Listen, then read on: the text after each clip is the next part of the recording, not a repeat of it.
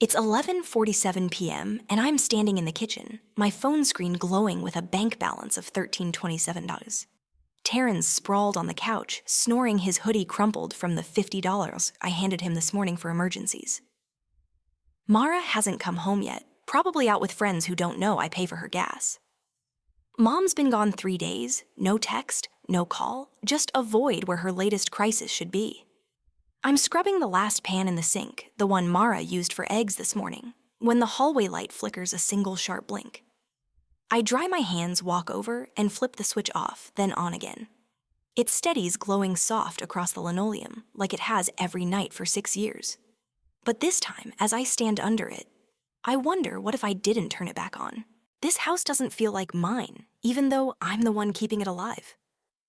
The mortgage, the electric bill, Mara's phone plan, Taryn's endless loans.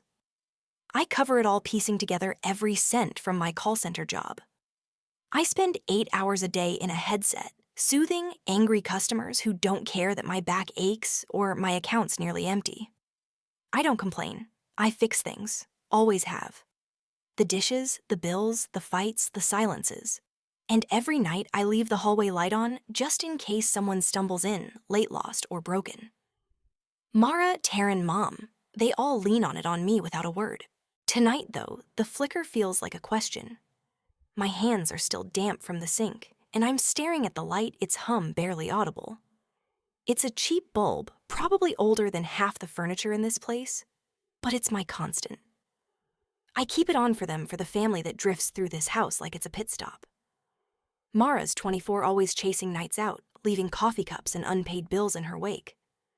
Taryn's 29, between jobs for 6 months, borrowing my car and my patience. Mom's the anchor, dragging us all down with her breakups and bad choices, calling me to mop up her tears and her debts. I'm 31, and somehow I'm the one holding the walls up. The front door creaks, and I tense, hoping it's Mara safe. It's Taryn stirring from the couch, not even awake. "Yo, you got any food?" he mumbles, eyes half open. I point to the fridge where I restocked groceries yesterday, $80 I couldn't spare. He grabs a yogurt, doesn't say thanks, and shuffles back to his nest of blankets. I want to ask about the $50, about the emergency, but I don't. What's the point? He'll promise to pay me back, and I'll pretend to believe him. I check my phone again, no messages, just a bank alert about the mortgage due tomorrow. I'll transfer it in the morning, pull from savings I don't have, make it work. I always do. But the weight's heavier tonight, pressing on my chest like a stone. I walk back to the sink, finish the pan, and wipe the counter, my movements automatic. The hallway light glows behind me, steady now, but that flicker's stuck in my head. It's not just the bulb. It's me, flickering, fraying, holding on to a role I don't know how to quit. I think about work, the only place I feel halfway human. There's a new coworker, Elise, who's been kind in a way that catches me off guard. She's 28, a single mom, and she brought me coffee last week, unasked, because she noticed I was running on fumes. We talked during a break, and I let slip about the bills just a little. She didn't judge, just nodded like she's carried her own weights. "You're strong," she said, and I almost laughed because strong's not what I feel. But her words stuck like a seed I didn't know I'd planted. The clock ticks to 11:59 p.m., and I'm still in the kitchen. The house quiet except for Taryn's snores. Mara's not back, and Mom's still a ghost. I should go to bed, my shift starts at 7:00 a.m., but I linger, staring at the hallway light. It's on, like always, waiting for someone who might not come. I think about Elise, about the coffee, about the way she saw me, not just the fixer. I think about the $13.27, the mortgage, the pan I scrubbed for someone else's mess. And I think about that flicker, how it felt like the light was asking me to let go. I walk to the hallway, stand under the bulb, and look up. It's steady, but I know it'll flicker again. I could replace it, buy a new one, keep it burning. Or I could let it die. My hand hovers over the switch, my heart thudding. I don't flip it, not tonight. I go to my room, the light still glowing behind me. But the question follows, what if I stopped? What if I let the dark come? I climb into bed, the glow spilling under my door. And for the first time, I don't check if it's still on. I close my eyes, and the question hums soft but persistent like a light. I'm not ready to turn off, but not ready to keep on forever either. It's been a week since that night in the kitchen when the hallway light flickered, and I felt something shift inside me. I'm still here, still scrubbing pans, still paying bills, still leaving the light on every night. But the weight's heavier now, like I'm carrying a house that's starting to crack. I keep going because that's what I do, but every time I check my bank account or hear the front door slam without a thank you, I feel it, a quiet, growing question. I can't shake how much longer can I do this. I'm at the call center halfway through a 10-hour shift, trying to explain to a customer why his router keeps dropping. My headset's pinching my ear, and my voice is on autopilot, calm and professional, even as the guy yells. I fix his issue log the call, and lean back in my chair rubbing my eyes. My account balance is down to 43 decantine. After covering Mara's car payment yesterday, she didn't ask me to pay it, she just left the bill on the counter like it was my job. I did it anyway, because if I don't, they'll repo her car and then she'll cry to me about it. I always fix it. Always. Elise slides into the chair next to me during our break holding 2 coffees. She hands me one black with a splash of cream, exactly how I like it. "You look like you need this," she says. Her smile soft but sharp, like she sees more than I want her to. "Thanks," I say, taking the cup. The warmth feels good in my hands, grounding. We sit in silence for a minute, watching the fluorescent lights buzz overhead. Elise is easy to be around, not pushy like some of the others. She's 28, a single mom with a 6-year-old daughter, and she's got this quiet strength I admire. She doesn't complain even when the job grinds her down. I wonder how she does it, balancing her kid and this soul-sucking work, but I don't ask. I'm not used to asking people things. "You ever feel like you're doing too much?" I blurt out, surprising myself. It's not like me to talk like this, but the words slip out before I can stop them. Elise raises an eyebrow, sipping her coffee. "All the time," she says. "My ex used to call me the fixer. Said I'd clean up any mess no matter how big. Problem is, people start expecting it." I nod, my chest tightening. She gets it. I want to tell her about the house, the bills, the hallway light, but I don't know where to start. Instead, I say, "Yeah." It's like they don't even see you until something breaks. "Exactly," she says, her eyes meeting mine. "But you don't owe them forever, you know? At some point, you gotta fix yourself first." Her words hit me hard, like a door I didn't know was locked, just creaked open. I don't respond, just sip my coffee, but they stay with me, echoing through the rest of my shift. Fix yourself first. I don't even know what that looks like. When I get home, the house is a mess. Taryn's left takeout containers on the coffee table, and Mara's shoes are scattered by the door. I check the mail, another utility bill due in 5 days. I'll cover it like always, but my stomach twists at the thought. I start cleaning because if I don't, the mess will just grow. The hallway light is on steady for now, but I catch myself staring at it, waiting for another flicker. It doesn't come, but the memory of that first one lingers like a warning I can't ignore. Mara comes home around 9:00 p.m., her phone glued to her ear. She's laughing loud and careless, and doesn't even glance at me as she grabs a soda from the fridge. "Hey, can you spot me for dinner tomorrow?" she says, not looking up. "I'm going out with some people." I pause, sponge in hand. "How much?" "Like $30, I'll Venmo you back." She won't. She never does. I want to say no, to tell her to get a job, to stop treating me like an ATM. But the words stick same as always. I nod, pull out my phone, and send her the money. She flashes a quick smile, says, "You're the best," and disappears to her room. The best. I don't feel like the best. I feel like a doormat. Later, I'm in the kitchen washing the last of the dishes when Mom calls. I hesitate, staring at her name on my screen. I know what's coming. Another crisis, another plea. I answer anyway. "Hey, sweetie," she says, her voice thick with tears. "I need your help. Dan kicked me out and I don't have anywhere to go." I close my eyes, leaning against the counter. Dan's her latest boyfriend, the 3rd one this year. "What happened?" I ask, even though I don't want to know. She rambles something about a fight money, him being unreasonable. She needs a place to stay, and she needs it tonight.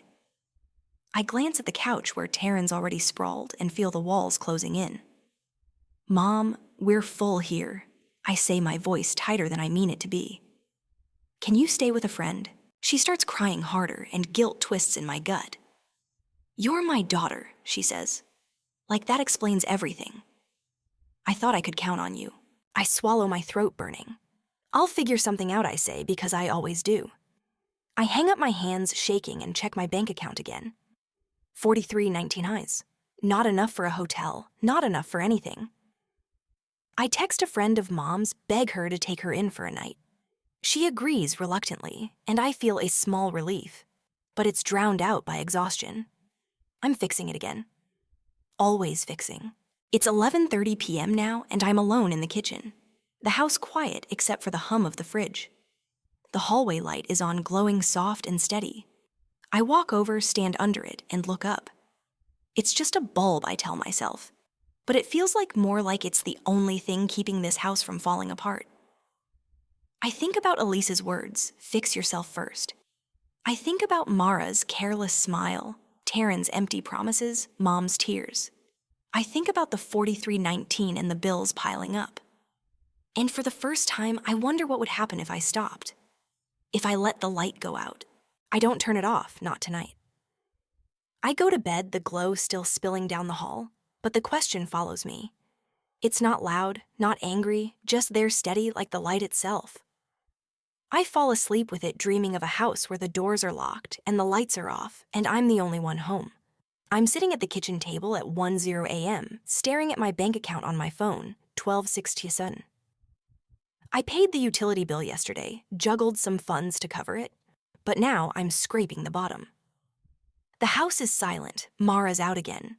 Taryn's passed out on the couch, and Mom's still at her friend's place, texting me every few hours with updates I don't want. The hallway light is on its glow, stretching across the floor, steady as ever.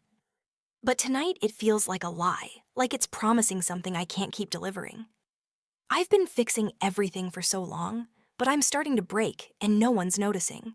It's been 2 weeks since Elise told me to fix yourself first, and those words have been looping in my head, growing louder every time I hand over money I don't have, or clean up a mess I didn't make. I'm trying to figure out what fixing myself means. But it's hard when I'm still carrying everyone else. Yesterday, Mara asked for $40 for work clothes, even though she hasn't had a job in months. I gave it to her because saying no feels like betraying her, like I'm letting the family down. Taryn borrowed my car again, didn't fill the tank, and left a crumpled fast food bag in the back seat. Mom called this morning saying she needs $200 to start fresh. I told her I didn't have it, and she went quiet, then said, "You always figure it out." I hung up my chest tight and paid another bill instead. Work's been my only escape, even though it's exhausting. The call center's relentless, but Elise makes it bearable. We've been talking more, stealing moments during breaks to share stories. She told me about her daughter Layla, how she's obsessed with drawing stars and wants to be an astronaut. I told her about the hallway light, how I leave it on every night, and she listened, really. Listened, her eyes soft but steady. "That's a lot to carry," she said. And I felt seen in a way I haven't in years. It's small, but it's something, a crack of light in my own darkness. Today was rough, though.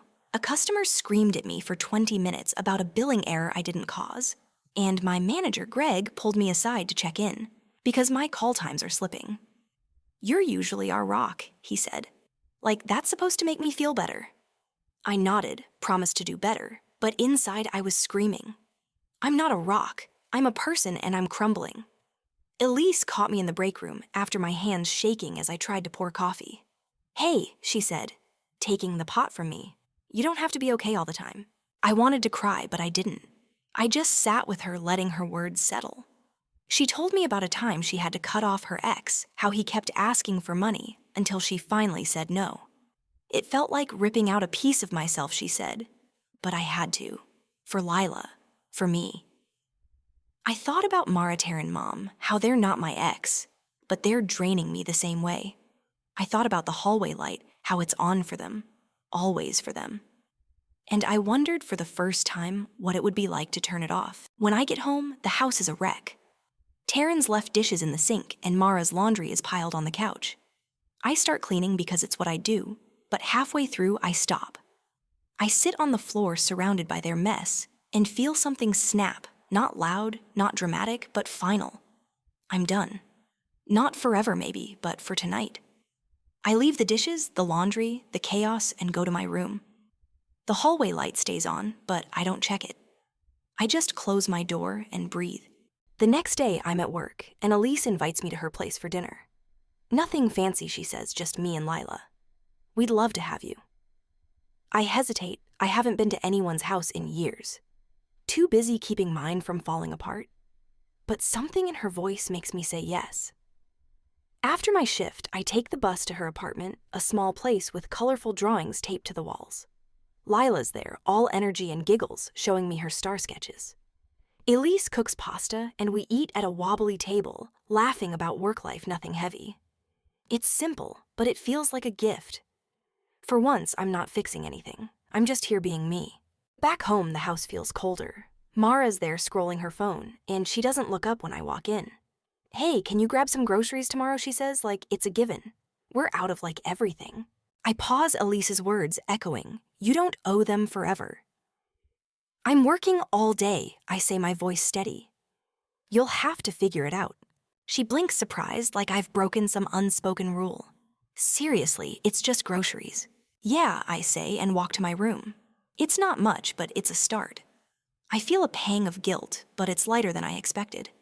The hallway light is on, and I stare at it for a long moment. It flickers just once, and my heart skips. I could replace the bulb, keep it burning, keep fixing. But I don't. I go to bed, the light still on. But the question from last week is louder now. What happens if I stop? The next morning, Mom texts again, asking for money, a place to stay, anything. I don't answer. Taryn asks to borrow my car, and I say, no, my voice firm. Mara leaves another bill on the counter, and I leave it there. It's small, these acts of refusal, but they feel like reclaiming pieces of myself. At work, Elise notices. You seem lighter, she says, and I smile because I am. Not free, not yet, but lighter. It's 11:00 p.m. now, and I'm in the kitchen alone.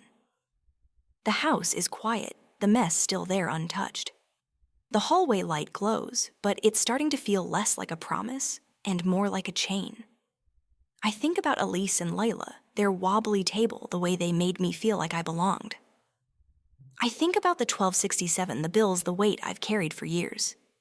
And I think about turning the light off, not tonight, but soon. Because fixing everything doesn't mean I owe everyone everything. And maybe, just maybe, I'm ready to fix myself first. It's been a month since I started saying no, and the house feels like it's holding its breath, waiting for me to go back to being the fixer.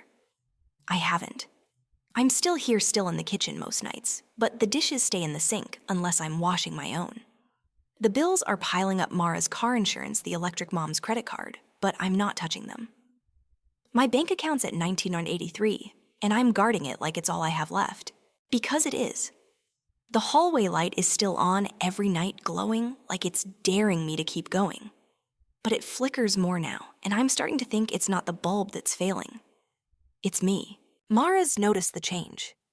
She's been snappier, leaving passive-aggressive notes on the counter. We need milk? You going to the store? Or what? I ignore them. Last week, she cornered me in the living room, her arms crossed. What's your deal lately? She said. You're acting like you don't care about us. I wanted to scream about the years of carrying the money, the messes, the light I kept on for her. But I just said, I'm tired, Mara. Figure it out. She stormed off and hasn't spoken to me since. It hurts, but not as much as I thought it would. I'm starting to feel the edges of myself again, like I'm not just a machine for their needs. Taryn's worse. He's still on the couch, still borrowing, still promising to pay me back. Yesterday, he asked for $60 for a job interview. And when I said no, he laughed like I was joking. Come on, you always got me, he said. I looked him in the eye and said, not anymore. He blinked thrown, then muttered something about me being selfish and left. I heard him come back at 3 a.m., the hallway light guiding him in. I didn't get up to check. I'm done checking. Mom's the hardest. She's back in the house now, her friend's patience worn out. She's been crying every day, leaving voicemails I don't answer, begging for money, a place to stay, my help. You're my daughter, she keeps saying like it's a contract I signed. Last night she sat me down, her eyes red. "I don't know what I did to make you like this," she said. "You used to be there for me." I wanted to tell her I'm still here, just not the way she wants, but the words wouldn't come. I just sat there silent until she gave up and went to her room. The guilt is heavy, but I'm holding on to Elise's words. You don't owe them forever.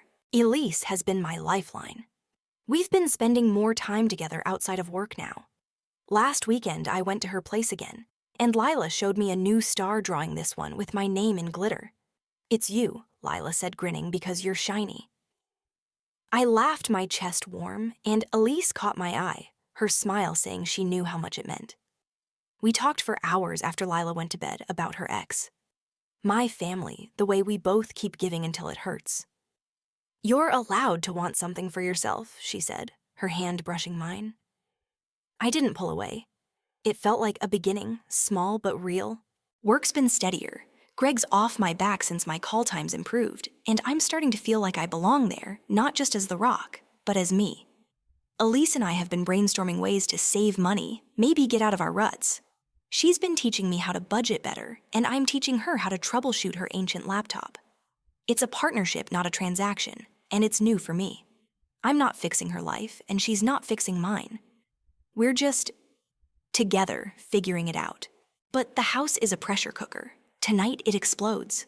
I'm in the kitchen making coffee when Mara storms in, Taryn trailing behind. Mom's there too, her arms crossed like they've planned this. "We need to talk," Mara says, her voice sharp. "You're letting this family fall apart." I set the coffee pot down, my heart pounding. "I'm letting it fall apart," I say, my voice low but steady. "I've been holding it together for years. The bills, the food, the rent, me. Not you." Mara scoffs. "Oh, please, you love playing the martyr." Taryn jumps in. "Yeah, and now you're acting all high and mighty like we're nothing." Mom's voice is softer, but it cuts deeper. "I raised you better than this. Family helps family." I look at them, Mara's glare, Taryn's smirk, Mom's tears, and something in me snaps. Not loud, not dramatic, but final. "I've helped," I say, my voice shaking, but clear. "I've paid for this house, your cars, your phones, your mistakes. I've cleaned your messes, kept the lights on, waited up for you. And when I needed help when I was drowning, you looked at me like I was the problem." The room goes quiet. Mara opens her mouth and closes it. Taryn shifts, uncomfortable. Mom's crying, but she doesn't argue. I keep going, the words spilling out. "I'm done. I'm not your bank, your maid, or your mom. You want this family to work. Step up." I walk out, my hands trembling, and head to my room. The hallway light flickers as I pass, and I stop staring at it. It's been my anchor, my promise to them, but it's also my cage. I reach up, my fingers brushing the switch, but I don't turn it off. Not yet. I go to my room, lock the door, and sit on my bed, my heart racing. I did it, I said it, and I meant it. The next day, I'm at work, still shaky but lighter. Elise notices, pulls me aside. "You okay?" she asks, her eyes searching mine. I tell her what happened. The words pouring out, and she listens, her hand on my arm. "You did good," she says. "That took guts." I nod, my throat tight. "I don't know what's next," I admit. "You don't have to," she says. "Just keep going, you're not alone." That night, I get home and the house is different. Mara's not there. Taryn's packing a bag, muttering about staying with a friend. Mom's in her room, silent. The kitchen's a mess. The bills still on the counter, but I don't touch them. I walk to the hallway light stand under it and look up. It flickers again, longer this time, and I feel a strange calm. I'm not fixing it tonight. Maybe not ever. I text Elise, ask if I can come over tomorrow. She says yes, tells me Lila's making me another star. I smile, something soft blooming in my chest. The hallway light's still on, but it's not my job anymore. I'm starting to see a different light, one that's just for me. It's been 3 months since I stood in the kitchen and told my family I was done, and the house isn't mine anymore. I moved out 2 weeks ago into a tiny studio apartment with a single window and a mattress on the floor. It's not much, but it's mine, paid for with my call center paycheck, no one else's. The hallway light doesn't haunt me here. I don't leave any lights on at night, and I sleep better than I have in years. Last night, I turned off the hallway light in the old house for the last time. No one even noticed. That's how I knew I was done. The fallout after that night was chaotic but inevitable. Mara didn't speak to me for a week, then showed up at my work, red-eyed, asking why I'd abandoned her. I didn't argue, just told her I was tired of carrying her life for her. She cried, but she didn't push back. A few days later, she got a part-time job at a coffee shop. It's not much, but it's a start. And I'm proud of her, even if we're not close right now. Taryn moved out the next day, crashing with a friend. And I haven't heard from him since. I don't expect to. Mom was the hardest. She stayed in the house, begging me to stay to keep fixing things. I helped her find a roommate to cover my share of the rent, but that was it. I couldn't be her daughter and her savior anymore. The house fell apart without me, just like I thought it would. The electric got shut off for a week because no one paid the bill. Mara's car got towed when she missed payments. Mom's credit card debt piled up, and she's working odd jobs now, something she hasn't done in years. I don't feel vindicated, not exactly. It's just the truth coming to light. They leaned on me so long, they forgot how to stand, and I let them, thinking it was love. It wasn't. It was habit, and habits can break. Elise has been my anchor through it all. We're not just co-workers anymore. We're something more, though we haven't named it. I spend most weekends at her place eating pasta with her, and Lila, laughing at Lila's wild stories about space and stars. Last month, Lila gave me a drawing of a constellation shaped like a house with my name in the center. "It's your new home," she said, and I cried right there at their wobbly table. Elise held my hand, her thumb brushing my knuckles, and I felt something I hadn't in years safe. Not because she's fixing me, but because she sees me, all of me, and stays. Work's been steady, and I'm not the rock anymore. I'm just me. And that's enough. Greg promoted me to team lead last week, a small raise that let me afford the studio. Elise and I are saving up, talking about maybe moving in together someday, splitting rent, building something new. It's not a plan, not yet, but it's a possibility, and that's more than I've let myself imagine in a long time. We're taking it slow, learning each other, and it feels like coming home. The twist came a month ago, quiet but seismic. I was cleaning out my old room in the house, packing the last of my things, when I found a shoebox under the bed. Inside were letters, dozens of them, from my dad, who left when I was 10. I hadn't known he'd written, hadn't known Mom hid them. They were addressed to me, full of apologies, stories, questions about my life. He wasn't perfect, far from it, but he'd tried to reach me, and she'd kept it from me.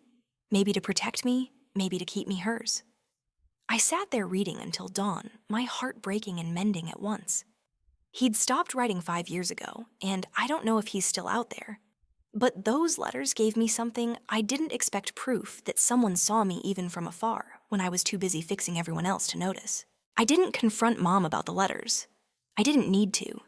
They weren't about her. They were about me, about knowing I wasn't always invisible.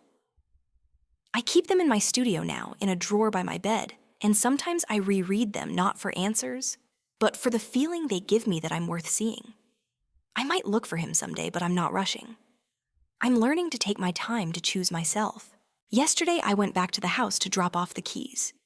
Mara was there making coffee, and she hugged me, awkward but real. "I'm trying," she said, and I believed her. Mom was at work, and the house felt smaller, less heavy. I walked to the hallway, stood under the light. It flickered weaker now, the bulb finally giving out. I reached up, flipped the switch, and the glow died.